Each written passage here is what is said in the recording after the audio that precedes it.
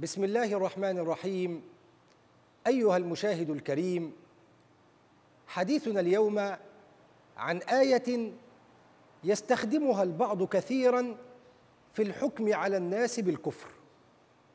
فيا ترى ما هذه الآية؟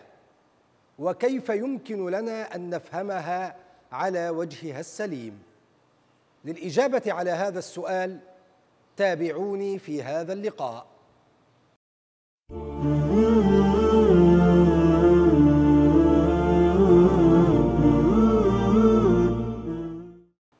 بسم الله الرحمن الرحيم.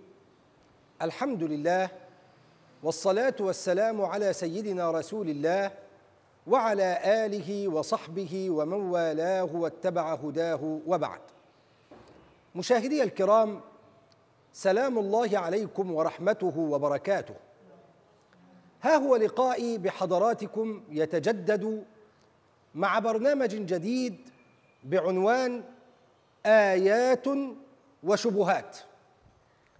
وهذا البرنامج هو دعوة للعيش في معية آيات القرآن الكريم لنستجلي أسرارها ونشتم عبيرها، وسنحاول أن نركز على الآيات التي يدور حولها كثير من الجدل، وأحياناً تفهم على غير المقصود منها، ويترتب على ذلك ظهور العديد من المظاهر السلبية في المجتمع. وعليه ومن خلال هذه الحلقات سنحاول أن نضع الأمور في نصابها، وأن نبرز معاني هذه الآيات في ضوء ما فهمه العلماء المحققون.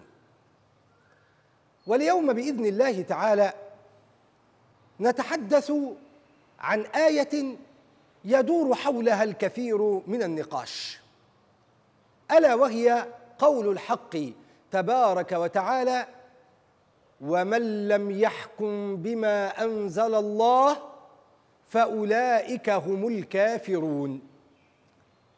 فقد تعلق البعض بهذه الآية وذهب إلى تكفير الشخص المسلم بمجرد عدم تطبيقه لأحكام الشريعة الإسلامية، حتى وإن كان هذا الشخص تعذر عليه تطبيق تلك الأحكام لعارض من العوارض أو لعذر من الأعذار. ولا شك أن هذا الرأي وهذا الحكم على الناس خطير ومفزع، وأدع المجال لحضراتكم في أن تفكروا في العواقب الناتجة عن هذه الفتوى وهذا الحكم من تفريق المسلمين واستباحة الدماء والأموال وخراب المجتمعات. إننا إذا وضعنا هذا الرأي تحت مجهر النقد والتحليل سنجد أنه مخالف لما عليه جمهور سلف الأمة وعلمائها الأثبات. وهنا يسأل سائل ويقول: إذن ما هو التفسير الصحيح لهذه الآية الكريمة؟ أقول قبل أن نبين التفسير السليم لهذه الآية يجب أن نشير إلى قاعدة مهمة، وهي قاعدة مقررة لدى العلماء. هذه القاعدة تقول: إذا أردت تفسيراً سليماً صحيحاً للقرآن الكريم يجب أن تتبع المنهج الآتي: أولاً، يجب أن تنظر في القرآن الكريم نفسه أولاً، لأن خير ما يفسر به القرآن هو القرآن نفسه، فالقرآن يفسر بعضه بعضاً. فإن لم تجد التفسير في القرآن فعليك بتفسير النبي صلى الله عليه وسلم، لأنه صلى الله عليه وسلم هو الذي أوكل إليه الحق سبحانه وتعالى مهمة تبيين القرآن، في قوله عز من قائل: وأنزلنا إليك الذكر لتبين للناس ما نزل إليهم. فإن لم أجد التفسير عن النبي صلى الله عليه وسلم فعليك بتفسير الصحابة الكرام، لأنهم أجدر الناس على فهم معاني القرآن، فهم قد تربوا وتعلموا على يدي رسول الله صلى الله عليه وسلم، وقد عاصروا الوحي وشاهدوا التنزيل وعرفوا أسباب النزول وأدركوا أساليب اللغة العربية وتراكيبها. فإن لم تجد التفسير عن الصحابة فعليك بتفسير التابعين، لأنهم أخذوا العلم عن الصحابة.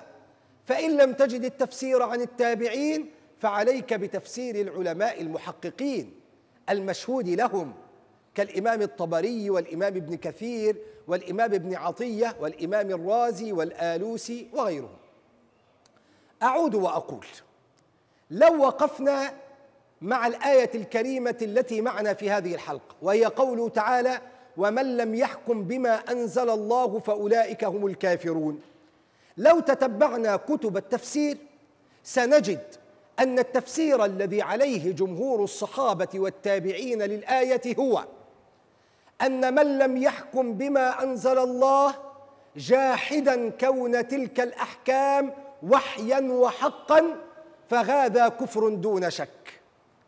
أما من أقر بأن هذه الأحكام وحي وأنها حق وأنها أمر إلهي لكنه تعذر عليه تطبيقها لعارض من العوارض فهذا ليس كفرا.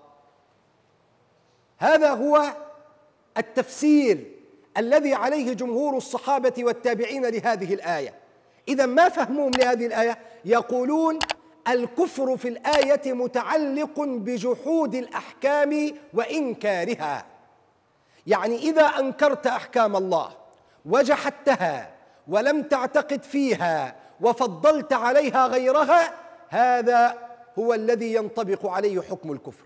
أما أن يكون هناك إنسان يقر بأحكام الله ويعتقد أنها وحي وحق وأمر إلهي لكنه تعذر عليه تطبيقها لسبب أو لآخر فهذا لا يكون كافرا. أقول هذا هو الذي فهمه أئمتنا الكبار وعلماؤنا الأخيار. واسمحوا لي أن أسرد على مسامع حضراتكم بعضا من أسماء من ذهب إلى هذا القول. من الصحابة الكرام سيدنا عبد الله بن عباس، وسيدنا عبد الله بن مسعود، وسيدنا البراء بن عاذب، وسيدنا حذيفة بن اليمان. ومن التابعين الإمام إبراهيم النخعي والإمام قتادة والإمام عكرمة وغيرهم. ومن العلماء المحققين الإمام الطبري والإمام ابن كثير والإمام الرازي والإمام الآلوسي وغيرهم. كل هؤلاء العلماء فهموا هذا الفهم من هذه الآية. إذن لا تعتقد أن كل شخص لم يتمكن من تطبيق أحكام الشريعة الإسلامية تحكم عليه بالكفر وتتسرع. لا، الكفر يا جماعة الإسلام متعلق بالجحود والإنكار وليس متعلقا بالتطبيق. ولذلك سيدنا عبد الله بن عباس وهو يفسر هذه الآية الكريمة كان يقول: من جحد الحكم بما أنزل الله فقد كفر، أما من أقر به ولم يحكم به فهو ظالم فاسق.